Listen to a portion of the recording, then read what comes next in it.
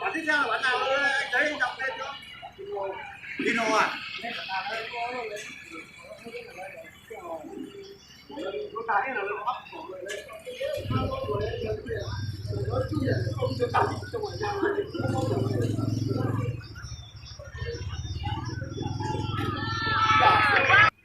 Đóng vào trong bát này để còn đổ xăng cơ. Ra nó tí.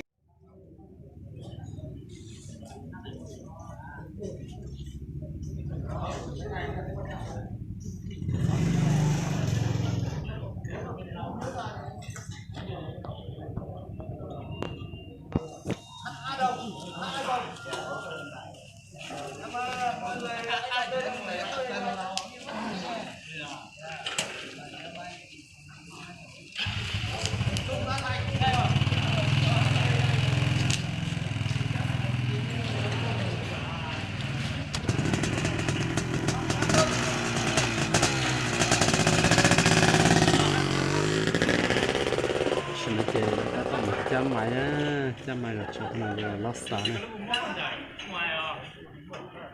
Đấy bọn em đổ đây, dắt vào đây không phải anh đổ xăng.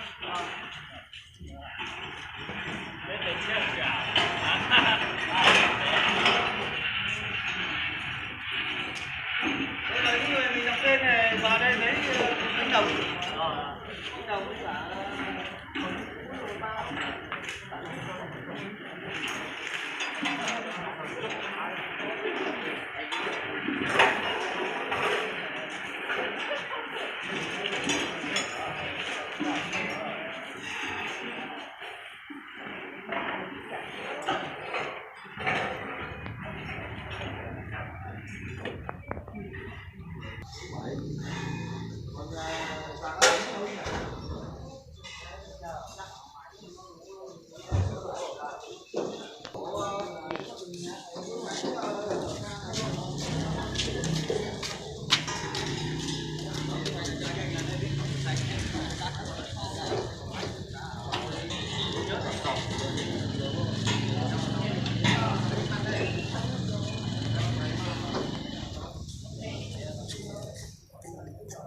Yeah, không còn phải luôn nữa.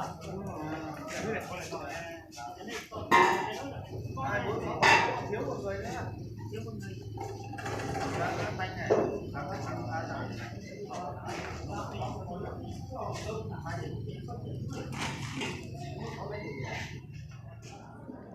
Đồ đấy à?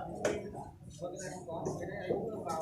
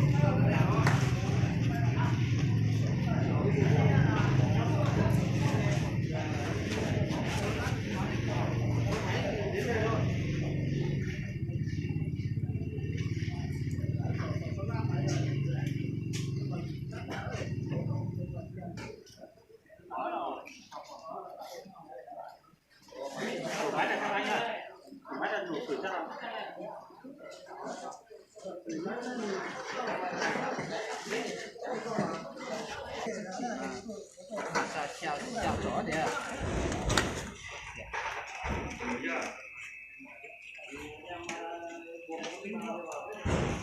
อันนี้ถ้าไม่ได้หรอกนี่เข้าละเข้าเข้าđây kia để thôi.